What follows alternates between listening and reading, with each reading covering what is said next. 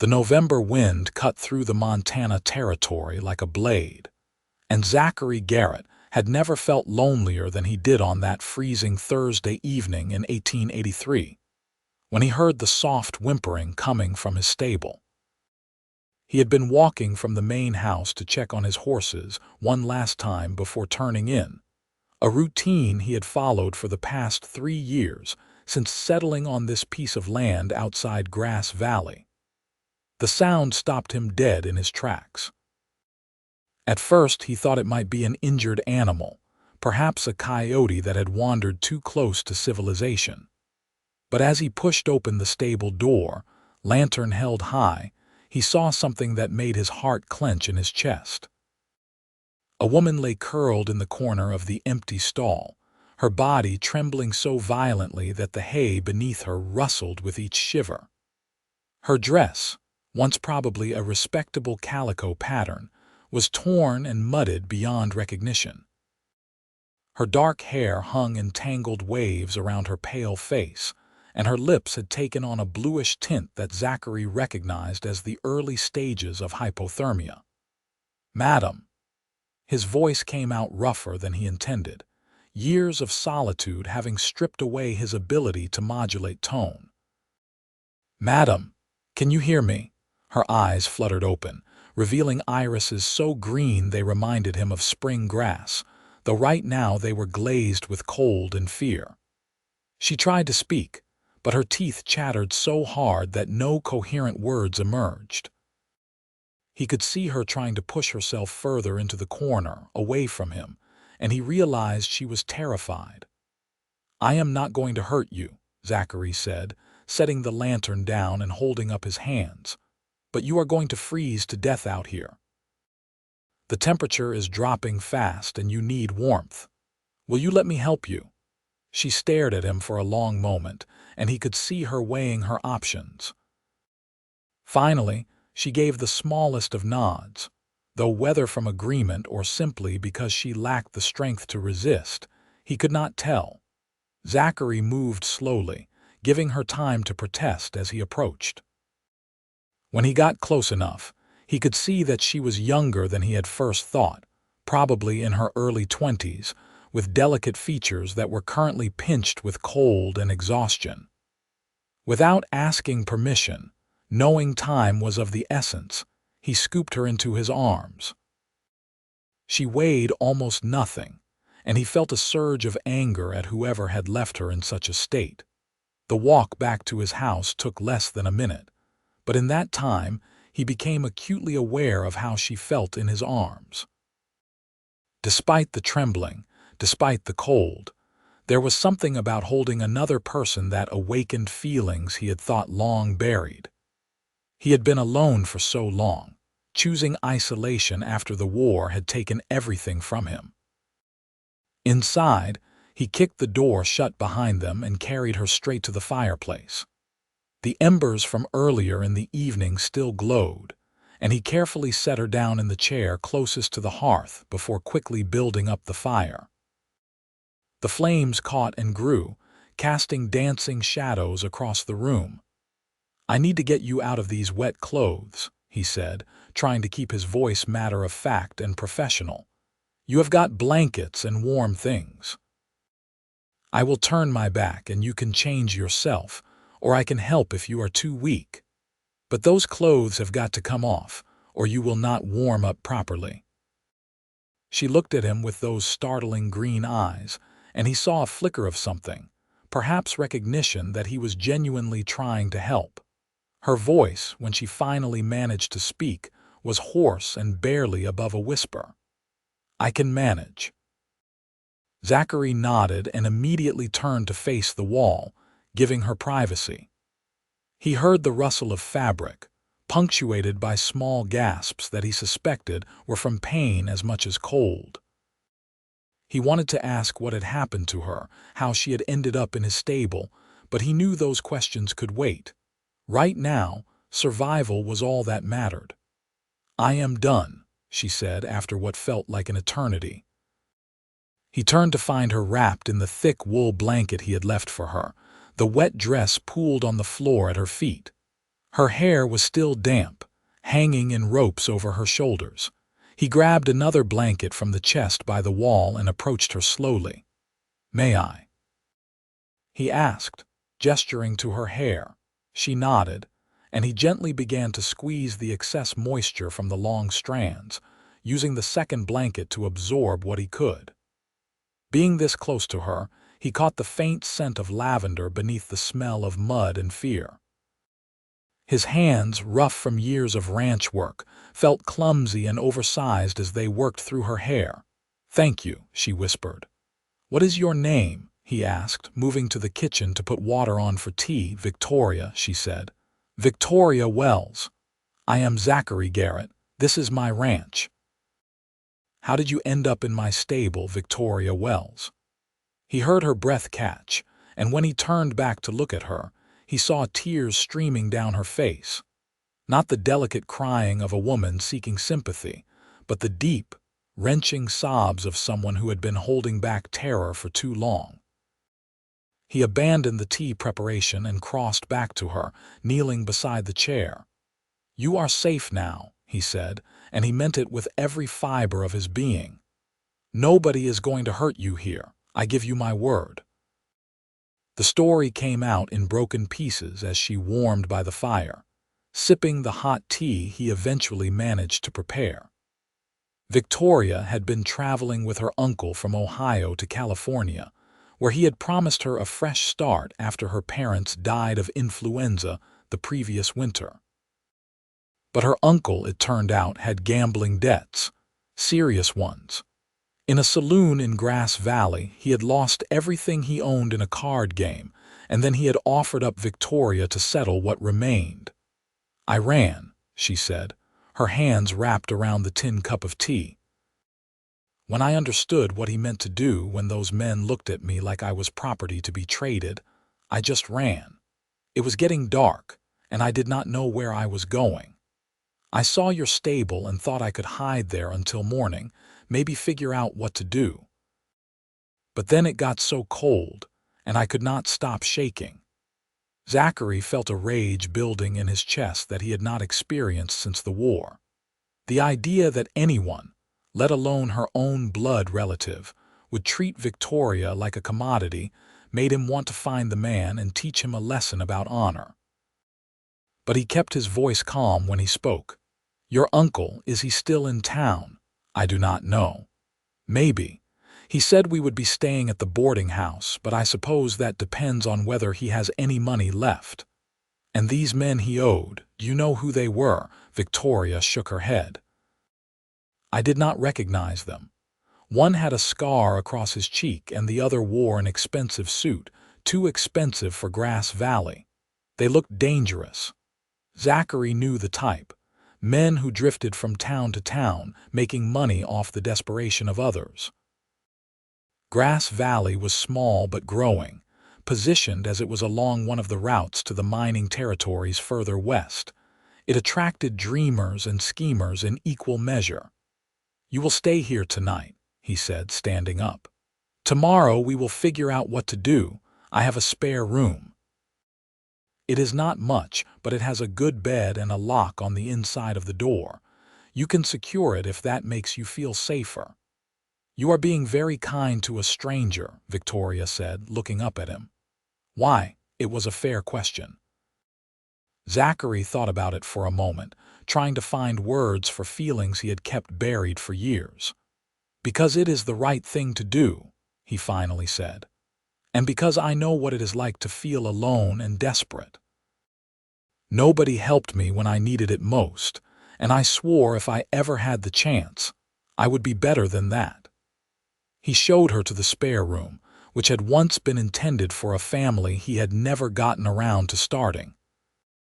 The bed was made with clean linens, and he had placed a fresh pitcher of water on the washstand. A window looked out over the eastern pasture, and in the morning she would be able to see the sunrise over the mountains. "If you need anything, anything at all, my room is just across the hall," he said. "Do not hesitate." Victoria stood in the doorway, the blanket still wrapped around her shoulders. In the lamplight, with color returning to her face, she was beautiful in a way that made his breath catch. "Zachary," she said, trying out his name, "I do not know how to thank you. No thanks needed, just rest. You have been through an ordeal." He left her then, closing the door and hearing the soft click of the lock engaging. It pleased him that she felt comfortable enough to secure the door, that she was taking steps to feel safe in his home. He returned to the main room and sank into the chair by the fire, suddenly exhausted. Sleep did not come easily that night. Zachary found himself listening for any sound from Victoria's room, alert to any indication that she might need help. But more than that, he was acutely aware that his solitary existence had just been thoroughly disrupted. For 3 years, he had lived alone on this ranch, speaking to no one but his horses and the occasional trader who passed through. He had told himself he preferred it this way, that the company of others only led to pain and loss. But holding Victoria in his arms, feeling the weight of another human being who needed him, had awakened something he had thought dead. It terrified him and thrilled him in equal measure. The next morning dawned clear and cold. Zachary was up before the sun, as was his habit, tending to the animals and doing the countless small tasks that kept a ranch running. He had just finished milking his cow when he heard the back door of the house open. Victoria stood on the porch, still wearing the blanket over what appeared to be one of his old shirts that she must have found in the spare room. It hung on her like a dress, the sleeves rolled up multiple times to free her hands. Her hair, now dry, fell in soft waves past her shoulders, catching the early morning light. "Good morning," she called out. "I hope you do not mind. I found this in the wardrobe. My dress is still damp." "It is fine," he said, walking toward the house with the pail of milk. "Keep it." "I have no use for it." She smiled, and he felt something shift in his chest. "I am not much of a cook, but I found eggs and some bacon. I thought I could make breakfast as a small thank you." "You do not need to do that." "I want to. Please, let me do something to repay your kindness." Zachary found he could not argue with the earnest expression on her face. They went inside together, and he watched as Victoria moved around his kitchen with surprising confidence. She found the cast iron skillet and the cooking implements without asking, as if she had some innate sense of where things should be. The smell of bacon soon filled the house, followed by fresh eggs scrambling in the same pan. They sat at his small table, and for the first time in 3 years, Zachary shared a meal with another person. It was strange and wonderful and slightly uncomfortable all at once. Victoria ate with the hunger of someone who had not had a proper meal in days, and he made a mental note to ensure she got plenty of food over the coming days to regain her strength. "I have been thinking," Victoria said between bites, "about what I should do. I cannot stay here and impose on your hospitality forever, but I also cannot go back to my uncle, and I have no money to continue to California on my own." "There is no rush to make decisions," Zachary said. "You are welcome to stay as long as you need. As for your uncle and those men, I think I should go into town today, ask some questions, and see what the situation is. That could be dangerous. I can handle myself." It was not a boast, just a statement of fact. The war had taught him many things, including how to assess threats and respond appropriately. Victoria set down her fork and looked at him directly. "Why are you doing this? Really? You do not know me. I could be lying about everything." Zachary considered this. "Are you lying?" "No, but you have no way of knowing that for certain." "I am a pretty good judge of character," he said, "and my gut tells me you are telling the truth. Beyond that, I meant what I said last night. It is the right thing to do, and I have the means to help, so I should." "You are a good man, Zachary Garrett." "I am just a man," he replied, uncomfortable with the praise. No better or worse than most. After breakfast, Zachary saddled his horse and prepared for the ride into Grass Valley. Victoria watched from the porch, her arms wrapped around herself despite the shirt and blanket. "Promise me you will be careful," she said. "I promise. Lock the doors behind me and do not open them for anyone but me. I will be back before dark." The ride to town took about 40 minutes. Grass Valley was nestled in a valley surrounded by rolling hills that would be lush and green in summer, but now wore the brown of late autumn. The town itself had grown considerably in the past year, with new buildings sprouting up along the main street to serve the increasing population drawn by rumors of gold in the mountains and fertile land for farming in the valleys. Zachary hitched his horse outside the general store and went inside. The proprietor, a middle-aged man named Henry Schmidt, looked up from the counter where he had been tallying his accounts. "Zachary Garrett, as I live and breathe," Henry said with a smile. "I have not seen you in town for near a month. What brings you in?" "Information mostly," Zachary said. "I am looking for a man who might have been staying at the boarding house. Came in from Ohio with his niece a few days back." Henry's expression shifted, becoming more guarded. "That would be Clifford Wells. He was here all right, caused quite a stir. Lost everything he had in a poker game 2 nights ago at the Lucky Dollar Saloon. And his niece. There was talk about that. Some saying he tried to use her to settle his debts, others saying she ran off and left him high and dry. Why do you ask?" Zachary chose his words carefully. "The girl showed up at my ranch last night, half frozen and scared out of her mind. I'm trying to understand what exactly happened and whether she is safe." Henry leaned in closer and lowered his voice. "The men he was playing against, they are not locals, came in on the stage last week. They have been staying at the hotel, throwing money around and making people nervous. One of them, goes by the name of Dalton, has a reputation. He runs some kind of operation out of California, bringing in women to work in his establishments, if you catch my meaning." Zachary felt his jaw tighten. "And Wells tried to hand over his own niece to this man. That is the talk. Though Wells claims the girl misunderstood, that he was just trying to negotiate more time to pay his debts. Either way, she disappeared that night, and there has been quite a search for her.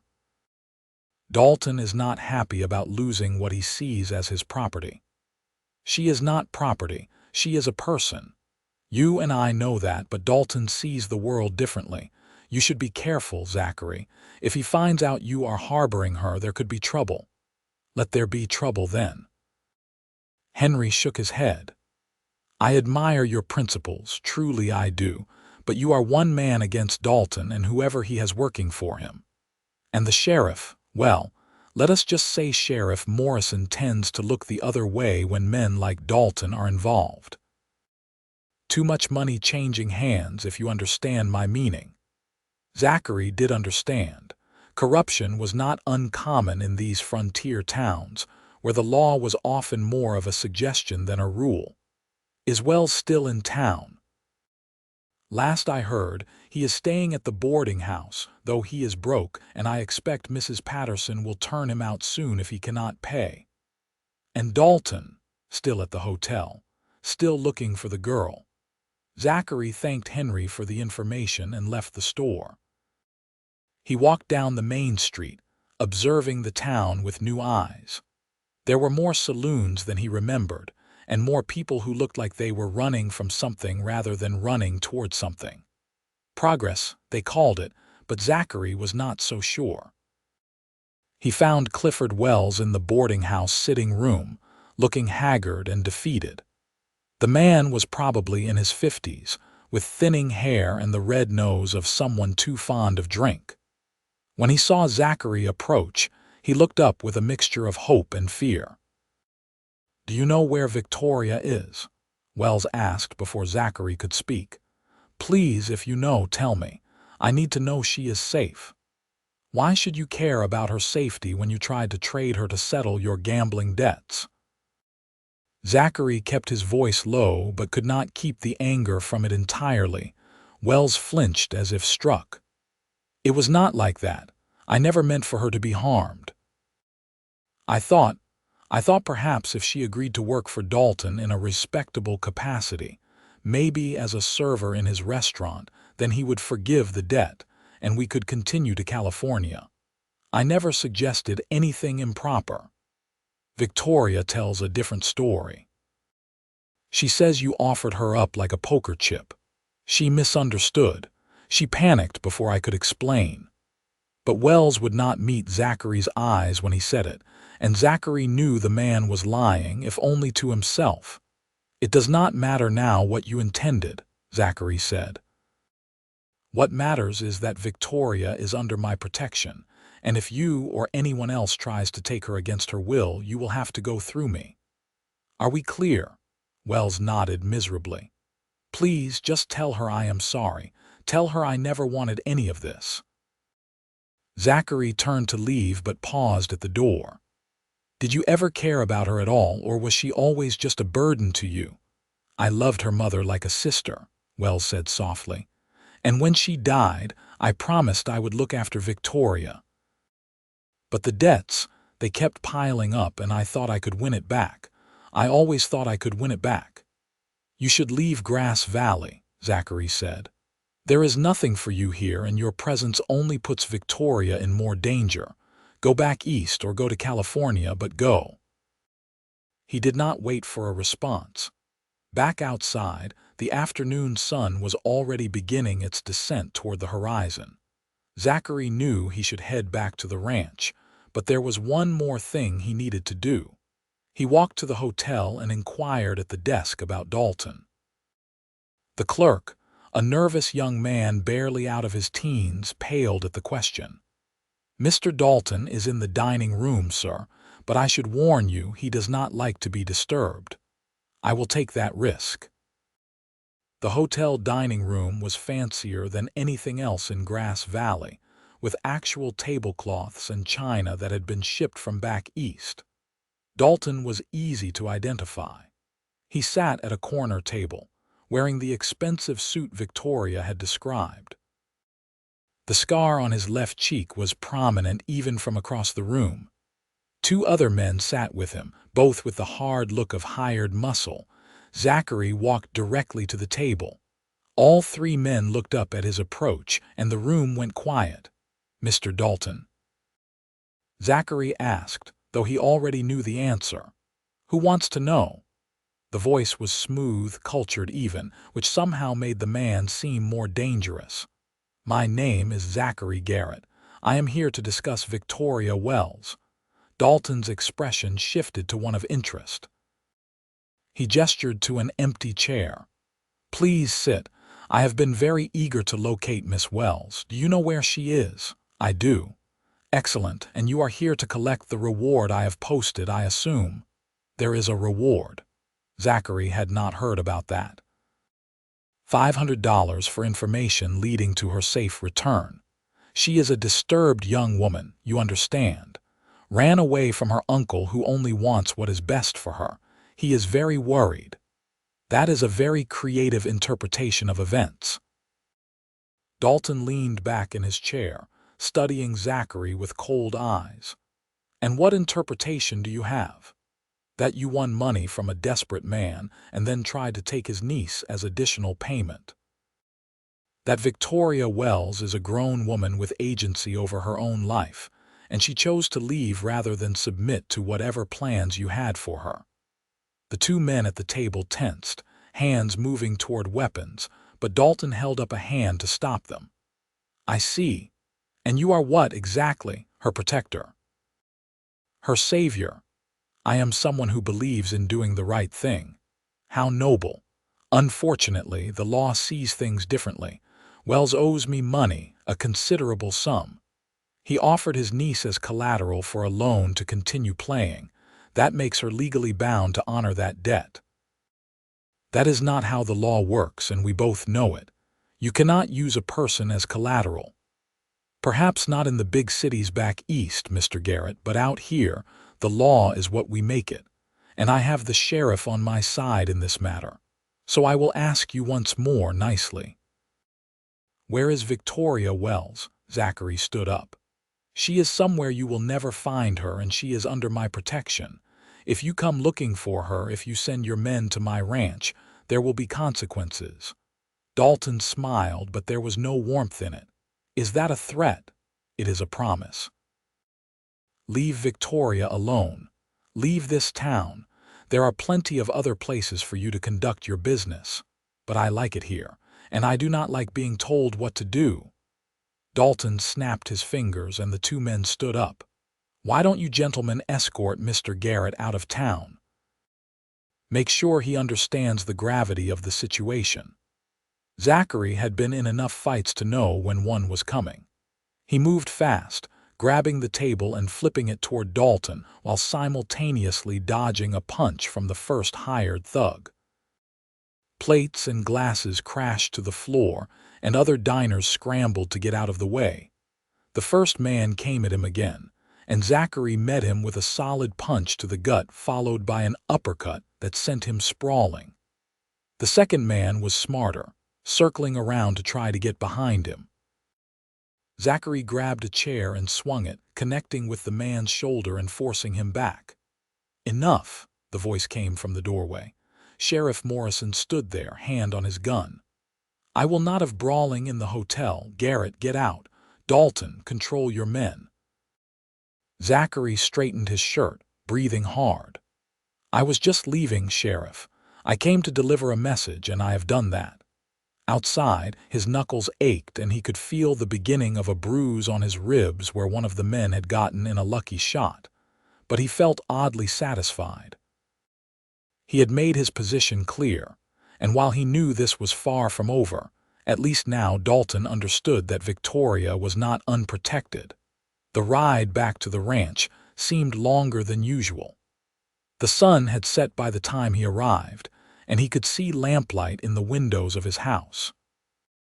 It looked welcoming in a way it never had before, and he realized with a start that it was because someone was waiting for him. Victoria opened the door before he could knock, her face anxious. I have been so worried. You said you would be back before dark. I apologize. Things took longer than expected. He stepped inside, and she immediately noticed his bruised knuckles. You fought with them. More of a scuffle than a fight, but I made my point. Victoria reached for his hand, examining the damage with gentle fingers. You got hurt because of me. A few bruises are nothing. Come on, let me clean up and then I will tell you everything. Over dinner, which Victoria had prepared using supplies she had found in his pantry, Zachary relayed what he had learned in town. He watched her face as he described his encounters with Wells and Dalton, seeing anger, fear, and finally, a kind of resigned sadness. My uncle really tried to justify what he did, she asked. People can convince themselves of anything when they are desperate.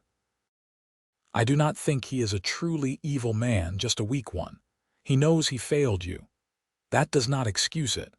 No, it does not. Victoria was quiet for a long moment, pushing food around on her plate. What happens now?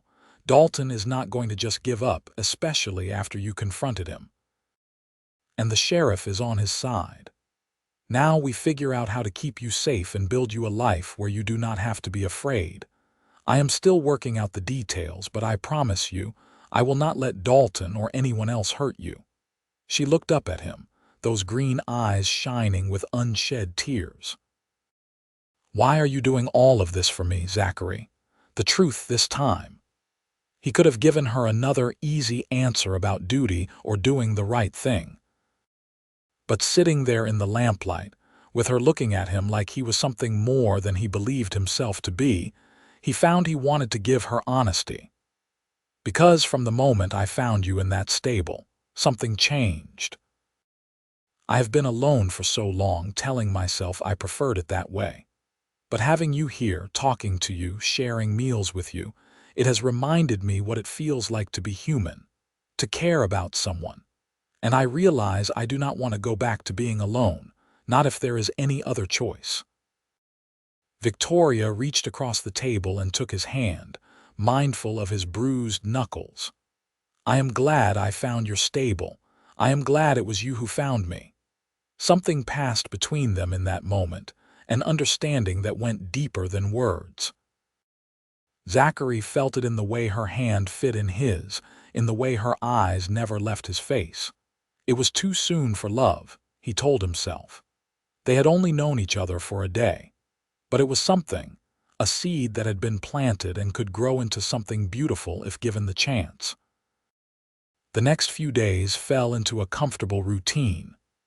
Victoria continued to stay in the spare room, though she left the door unlocked now. During the days, she helped around the house, cooking and cleaning and bringing a warmth to the space that it had lacked. Zachary found himself looking forward to coming in from his work to find her there, to hear about how she had spent her day, to share meals and conversation.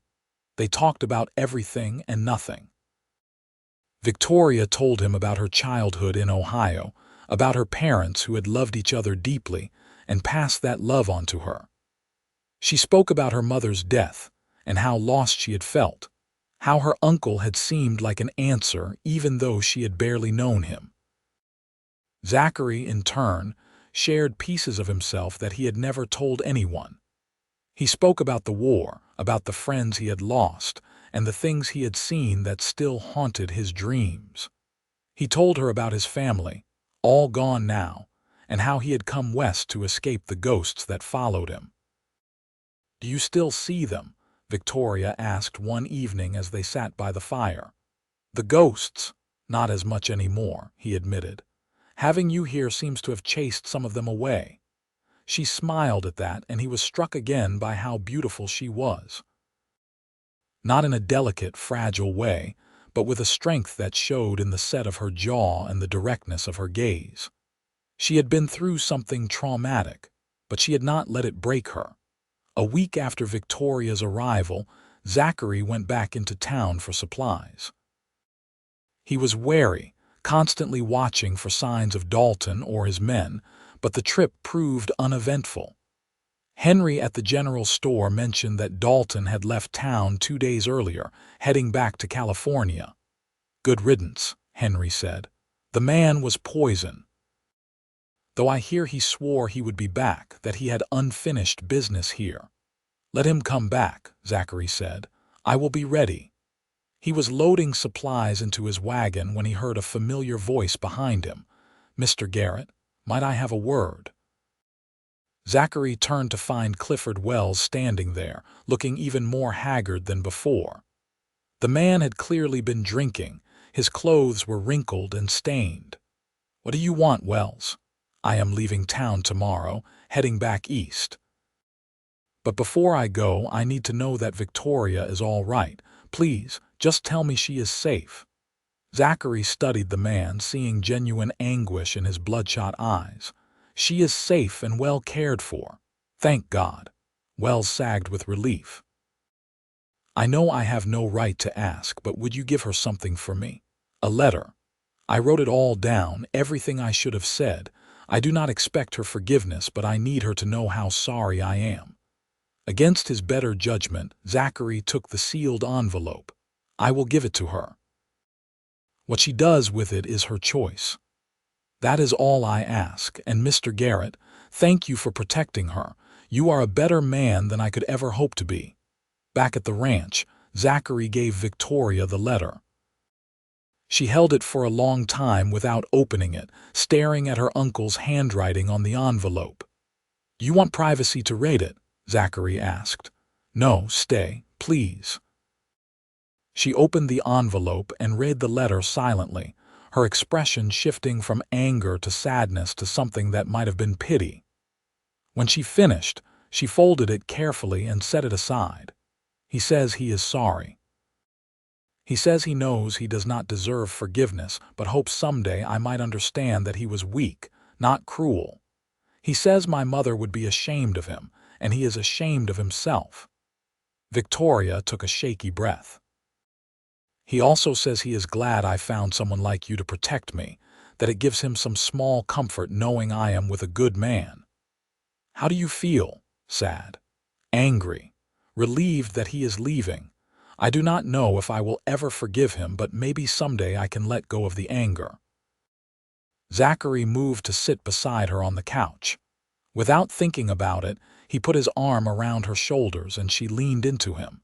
It felt natural, right? Like they had been doing this for years instead of days. You are allowed to feel whatever you feel, he said. There is no right or wrong way to process this. Thank you for understanding. Thank you for everything. She tilted her head up to look at him, and Zachary found himself leaning down. The kiss was soft, tentative, a question more than a statement. Victoria answered by kissing him back, her hand coming up to rest against his chest. When they pulled apart, both were breathing a little faster. Zachary searched her face for any sign of regret or fear, but all he saw was warmth and maybe the beginning of something deeper. I have been wanting to do that, he admitted. I have been hoping you would. They sat there for a long time, wrapped in each other's arms, watching the fire burn down. Zachary felt a peace he had not known in years, a sense that maybe, just maybe, he had found something worth holding on to. The weeks that followed were the happiest Zachary could remember. He and Victoria grew closer with each passing day, learning each other's rhythms and habits. They worked together during the day, with Victoria proving to be surprisingly adept at ranch work. She had a way with the horses that amazed him, gentle but firm, and they responded to her touch. In the evenings, they would sit together and talk or simply enjoy each other's presence. The kisses became more frequent, more confident. Zachary found himself thinking about the future in ways he had not allowed himself to before. He imagined Victoria not as a guest in his house, but as a permanent part of his life. One evening in early December, as the first snow of the season began to fall, Zachary decided it was time to have a serious conversation. They were sitting by the fire, Victoria leaning against him as had become their custom. "Victoria, I need to ask you something important." She sat up, turning to face him. "What is it? What do you want?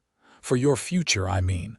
I know you originally planned to go to California to start fresh there. Is that still what you want?" Victoria was quiet for a moment, thinking. "I thought that was what I wanted because I did not have any other options. My uncle made it seem like California was the promised land, where I could leave all my grief and pain behind. But I have learned something these past weeks." "What is that?"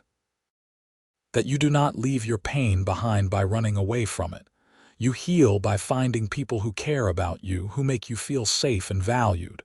I have found that here with you. California does not call to me anymore." Zachary felt his heart begin to race.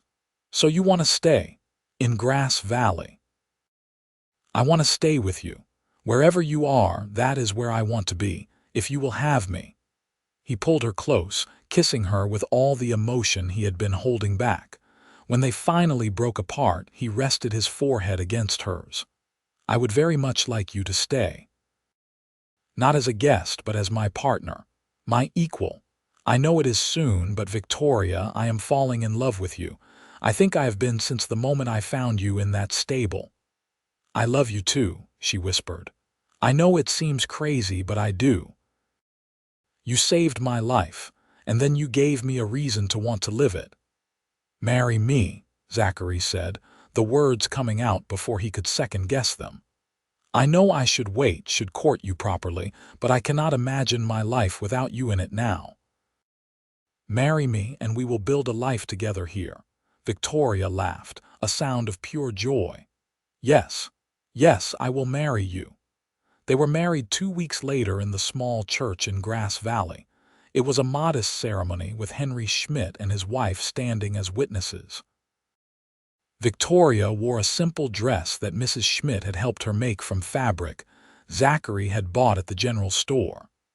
She looked radiant, her dark hair pinned up with small white flowers woven through it. Zachary wore his best suit, the one he had not put on since arriving in Montana.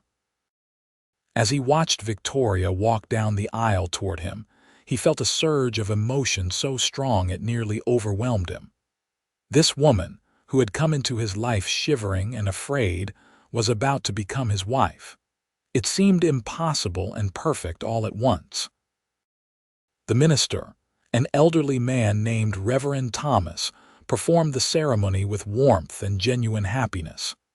When it came time for the vows, Zachary held Victoria's hands and spoke from his heart. "I promise to protect you, to cherish you, to be the partner you deserve. I promise to listen when you speak and to value your thoughts and feelings. I promise to work every day to be worthy of the love you have given me." Victoria's voice was clear and strong as she made her own promises. "I promise to stand beside you through whatever comes. I promise to bring joy and warmth to our home. I promise to love you not just for saving my life, but for showing me how to truly live it." When Reverend Thomas pronounced them husband and wife, Zachary kissed his bride with a tenderness that made Mrs. Schmidt dab at her eyes with her handkerchief. The reception was small, just the four of them sharing a meal at the hotel restaurant. It was the same hotel where Dalton had stayed, but that seemed like a lifetime ago now. The dining room had been decorated with evergreen boughs for the Christmas season, and the atmosphere was warm and festive.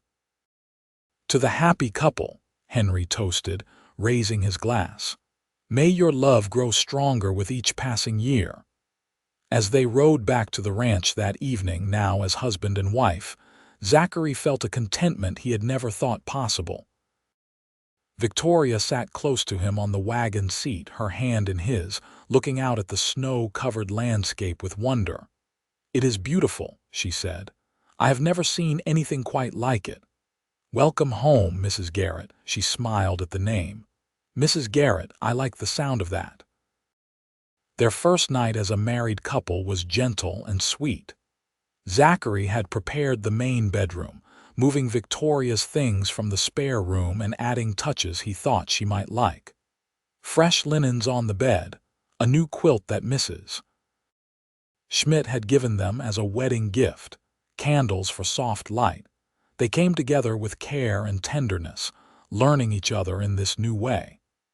Zachary was mindful of everything Victoria had been through, letting her set the pace, making sure she felt safe and cherished. When they finally fell asleep, wrapped in each other's arms, he felt a completeness he had never known before. Winter settled over Montana territory in earnest after that. The snow piled high, and there were days when it was too dangerous to venture far from the house. But Zachary and Victoria did not mind. They used the time to simply be together, to deepen their bond, to create a home filled with love and laughter. Victoria proved to be endlessly resourceful. She could cook with whatever supplies they had on hand, creating meals that were both nourishing and delicious. She could mend clothes with neat, almost invisible stitches. She could even help with the livestock when needed, never complaining about the cold or the hard work. But more than her practical skills, she brought warmth to Zachary's life. She would sing while she worked, old songs her mother had taught her, filling the house with music. She would tell stories in the evenings, making him laugh with tales of her childhood adventures. She would curl up against him during the long nights, and he would stroke her hair and feel grateful for every moment they had together. Christmas came and went, their first as a married couple. They exchanged simple gifts. Zachary had carved her a beautiful wooden box to keep her treasures in, spending hours in the barn working on it in secret. Victoria had made him a warm scarf and matching gloves, knitted from wool she had traded some of her cooking for in town. "I love them," Zachary said, wrapping the scarf around his neck. "They are perfect. I am glad.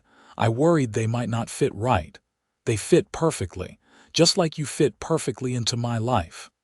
As winter gave way to early spring, they began making plans for the future. The ranch was doing well, but Zachary knew it could do better with Victoria's help. She had ideas about expanding their operations, maybe getting some chickens for eggs, planting a bigger garden. "We could sell the extra produce in town," she said one morning over breakfast. "And eggs are always in demand.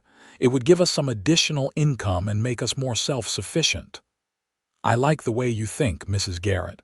I have been thinking about something else too," Victoria said, suddenly looking shy. "What is that? About children?" "I know we have only been married a few months, but I find myself hoping that someday we will have a family." Zachary reached across the table to take her hand. "I would like that too, very much. A house full of children running around, laughing. It sounds perfect." "You would be a wonderful father.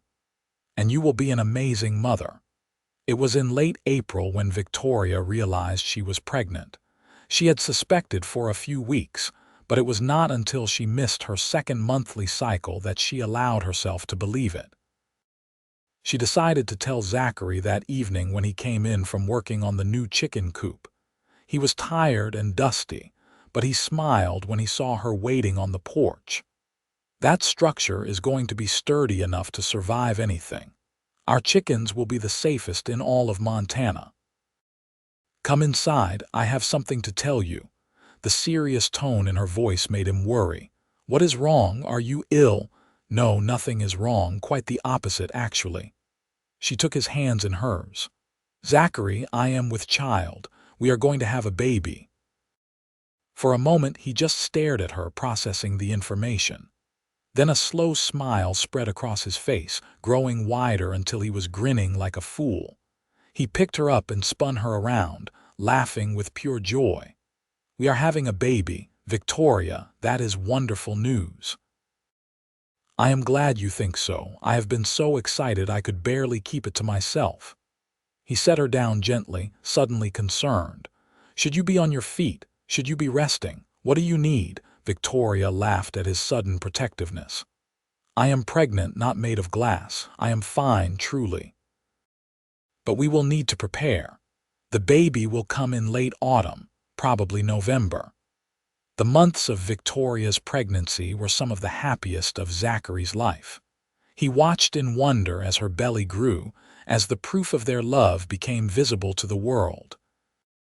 He became even more protective, insisting she not work too hard, always making sure she had enough to eat and plenty of rest. Victoria tolerated his fussing with good humor, though she often reminded him that women had been having babies since the beginning of time, and she was perfectly capable. Still, she appreciated his care, the way he would rub her feet when they swelled, the way he would read to her in the evenings, the way he would talk to her belly and tell their unborn child stories. "I think he likes your voice," Victoria said one evening as the baby kicked in response to Zachary's talking. You think it is a boy?" "I do not know, just a feeling. Either way, boy or girl, this child will be loved beyond measure."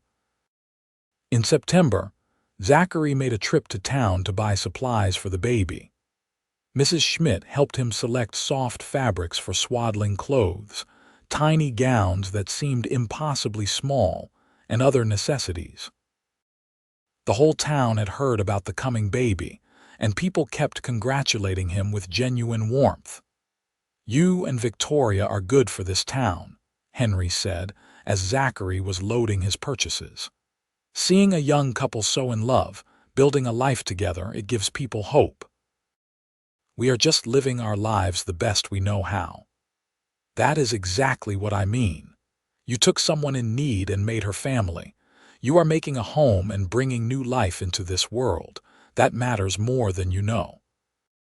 The baby came on a cold November evening, almost exactly a year after Zachary had found Victoria in his stable. The labor was long and difficult, and there were moments when Zachary feared he might lose both his wife and child. But Victoria was strong. stronger than he had ever imagined, and with the help of Mrs. Schmidt, who served as midwife. She brought their son into the world just as dawn was breaking. Zachary held his son for the first time and felt tears streaming down his face. The baby was perfect, with a shock of dark hair and his mother's green eyes. He was small but healthy, his cries loud and indignant at being thrust into the cold world. "He is beautiful," Zachary whispered. "You did so well, Victoria. He is perfect." Victoria, exhausted but radiant, smiled up at him. What should we name him? They had discussed names throughout the pregnancy but never settled on one. Now, holding his son, Zachary knew exactly what felt right. "Thomas," he said. "After the minister who married us, Thomas Garrett." "Thomas," Victoria repeated. "I love it. Welcome to the world, Thomas." Mrs. Schmidt stayed for a few days to help with the baby and to make sure Victoria recovered properly. She taught them how to care for their son, how to swaddle him so he felt secure, how to know when he was hungry versus tired versus just wanting attention. "You two are natural parents," she said before leaving. "That boy is lucky to have you." Zachary could not have agreed more. Watching Victoria with their son, seeing the gentle way she held him and the love in her eyes, he felt his heart might burst. And when Thomas would settle in his arms, tiny hand wrapping around one of Zachary's fingers, he understood what true joy felt like. The winter that followed was harder than the previous one, with heavy snows and bitter cold. But inside their home, there was nothing but warmth. Thomas grew and thrived, his personality beginning to emerge. He was a happy baby, quick to smile, especially when his father would make funny faces at him. Victoria recovered her strength and fell into the rhythm of motherhood with grace. She would sing to Thomas the same songs her mother had sung to her, lullabies that had been passed down through generations. Zachary would watch them together and marvel at how his life had changed in just over a year. One night, as they lay in bed with Thomas sleeping peacefully in his cradle nearby, Victoria turned to Zachary with a thoughtful expression. "You ever think about that night, when you found me in the stable, all the time? It was the night my life truly began." "Mine too. Sometimes I wonder what would have happened if I had chosen a different stable, or if you had not come to check on the horses that night. But you did choose my stable, and I did come to check. I do not believe in much, but I believe that was meant to be. You were meant to find your way to me, and I was meant to find you. I love you, Zachary Garrett, more than I ever thought possible. And I love you, Victoria Garrett. You and Thomas, you are my whole world." The years passed, each one building on the foundation they had created. Thomas grew into a bright, energetic boy who loved helping his father on the ranch and learning everything he could. When he was 3, Victoria gave birth to their second child, a daughter they named Rose. 2 years later came another daughter, Clara. The house that had once been so quiet and lonely was now filled with the sounds of children playing, laughing, sometimes arguing. Zachary had expanded the house, adding rooms to accommodate their growing family. Victoria had turned the land around the house into a beautiful garden, with flowers and vegetables growing in abundance during the summer months. The ranch prospered. Word spread about the quality of Zachary's horses, and people came from all over the territory to buy from him. Victoria's eggs and produce were popular in town, and she had even started selling her baked goods, which had become quite famous in Grass Valley. On their 10th wedding anniversary, Zachary took Victoria on a picnic to the spot overlooking the valley where he had proposed to expand the ranch all those years ago. The children were with Mrs. Schmidt, who still doted on them whenever she got the chance. "Can you believe it has been 10 years?"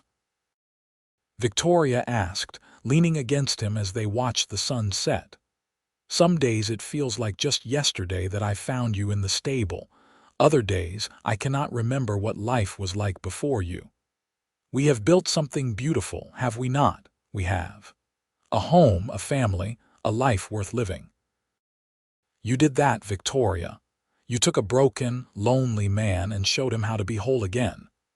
We healed each other, she corrected gently.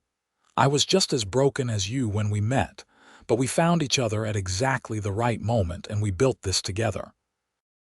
Zachary kissed her, this woman who had transformed his entire existence. Here is to the next 10 years and the 10 after that, and all the years we have together. I will love you until my last breath, Zachary Garrett, and beyond that, if such things are possible. As they sat there watching the stars come out, Zachary reflected on the journey that had brought them to this moment. A shivering woman in his stable had become the love of his life, the mother of his children, his partner in all things. He had brought her inside from the cold, and in doing so, she had brought warmth and light into his heart. Their children grew and thrived. Thomas showed an aptitude for working with horses that rivaled his father's, and by the time he was 15, he was helping train the animals they sold.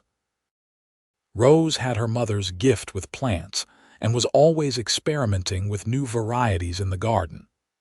Clara, the youngest, had a voice like an angel and would sing for the family in the evenings, her clear soprano filling the house with music. Zachary and Victoria grew older together, their love deepening with each passing year. They faced challenges as all couples do. There were lean years when the weather was bad and money was tight. There were illnesses and injuries that brought fear into their home. But through it all, they had each other. And that was enough. On their 20th anniversary, the whole town of Grass Valley threw them a celebration. The community had watched their love story unfold over the years and wanted to honor the couple who had become such an integral part of the town's fabric. Victoria had taught many of the local women her cooking and gardening techniques. Zachary had helped numerous neighbors with their own ranches and livestock. You two are an inspiration, Reverend Thomas said during the celebration. He was quite old now, but he had insisted on attending. I have performed many marriages in my time, but few have given me as much joy as yours. You took a chance on love when it would have been easier to remain alone, and look at what you have built. That night, as Zachary and Victoria lay in bed, they talked about the past 2 decades. You have any regrets? Victoria asked. Not a single one. You. Only that I did not find your stable sooner. We could have had even more time together. We have time still. Many years ahead of us, I hope. Many years, Victoria agreed, and I plan to spend every one of them loving you. When Thomas turned 21, he announced his intention to marry a young woman named Sarah from a neighboring ranch. Zachary and Victoria gave their blessing gladly. Sarah was a sweet girl with a good head on her shoulders, and it was clear she and Thomas loved each other deeply. The wedding was held at the church where Zachary and Victoria had married over 2 decades earlier. Watching his son take his vows, Zachary felt the passage of time keenly. It seemed like just yesterday that Thomas had been a baby in his arms, and now here he was, a man starting his own family. They remind me of us, Victoria whispered, wiping away happy tears. They do. I hope they have even half the happiness we have found. Thomas and Sarah built a small house on the edge of Zachary and Victoria's property, wanting to stay close but also have their independence. Within a year, they welcomed their first child, making Zachary and Victoria grandparents for the first time. Holding his grandson, a boy named Zachary Jr., Zachary felt a profound sense of continuity. This child represented the future, a continuation of the legacy he and Victoria had built. The lonely cowboy who had once thought himself destined to live and die alone, now had a family that would extend beyond his lifetime. Rose married at 23 to a school teacher who had recently arrived in Grass Valley. They planned to stay in town, with Rose's husband teaching at the local school while Rose opened a small shop selling plants and garden supplies.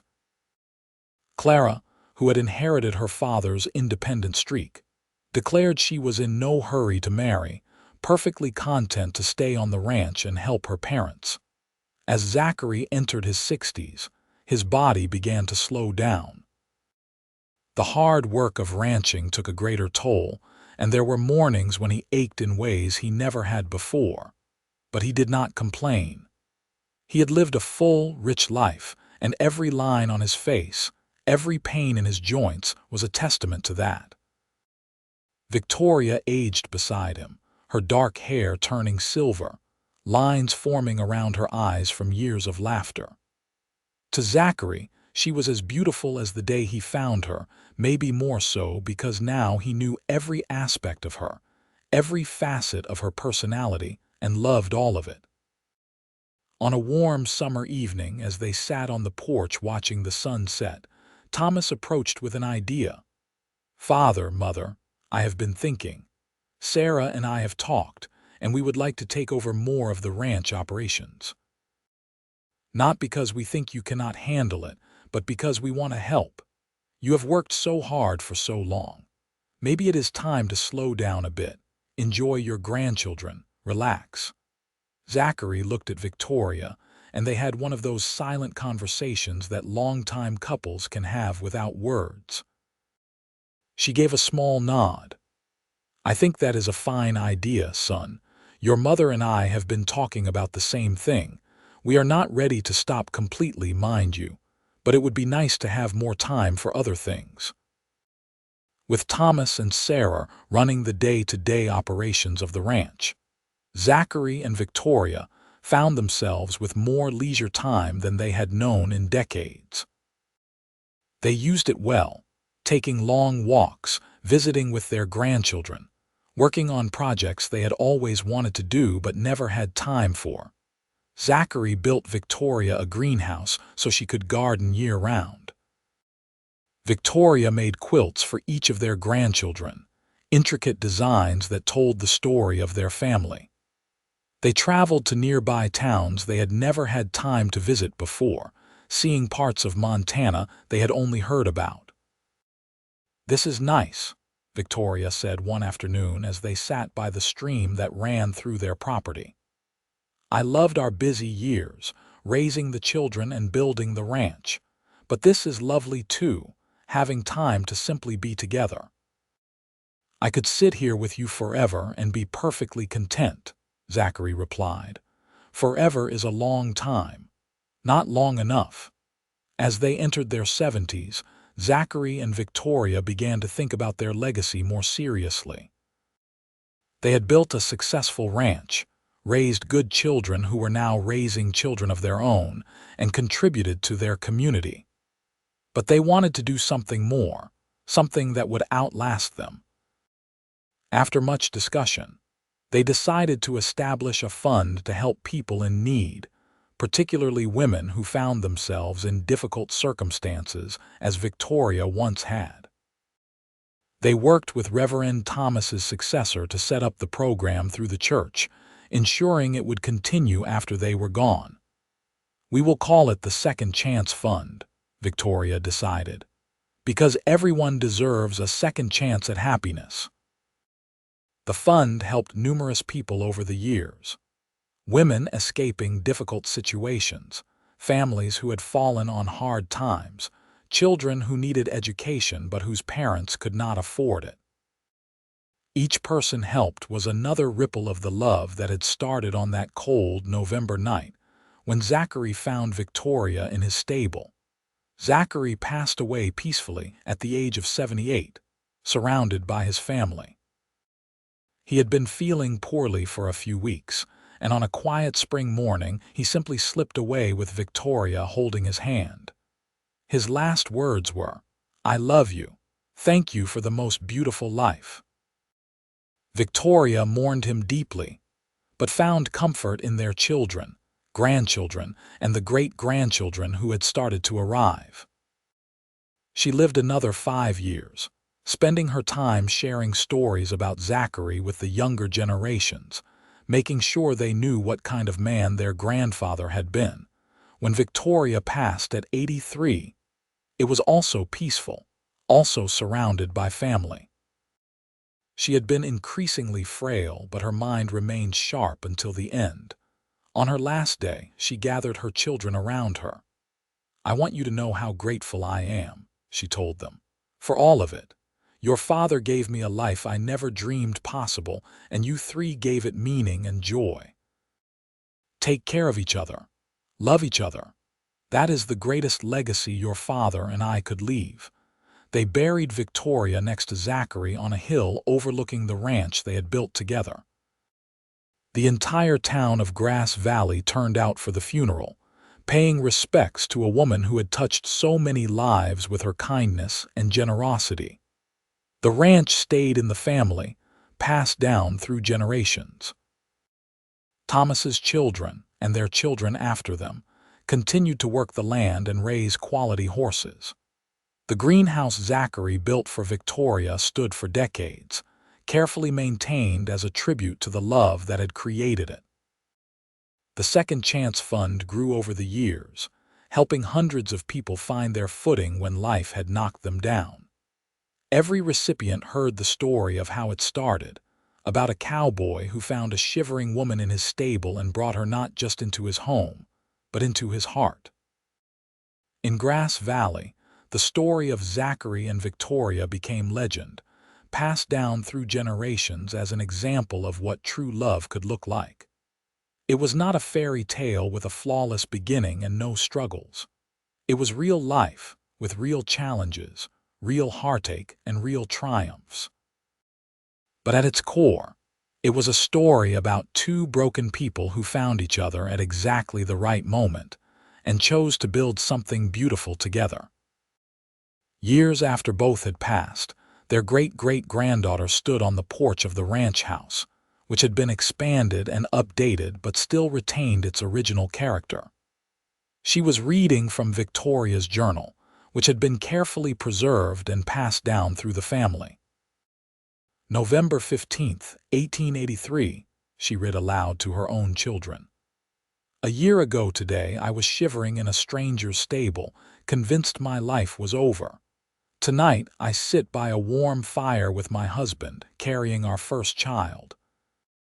If I could go back and tell that frightened girl what the future held, I would not believe it. But it is real. This beautiful, impossible, wonderful life is real. I found safety in Zachary's stable, but I found love in his heart, and it has made all the difference."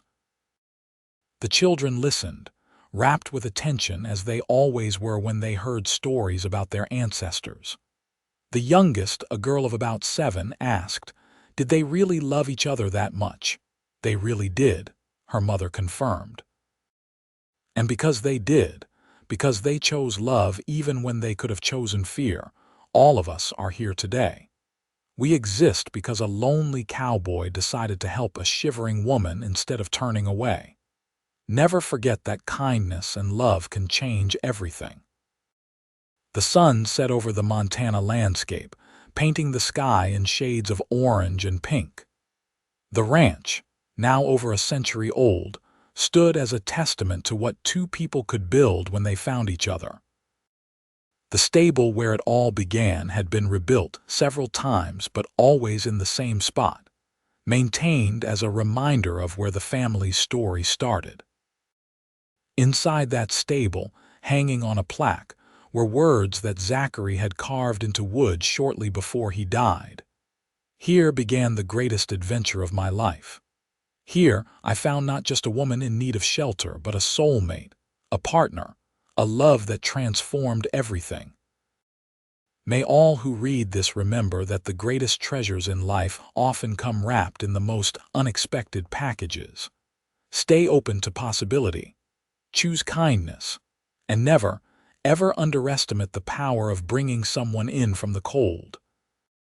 The story of Zachary and Victoria Garrett lived on, inspiring generation after generation to believe in love, to help those in need, and to understand that sometimes the most profound moments in life come when we least expect them.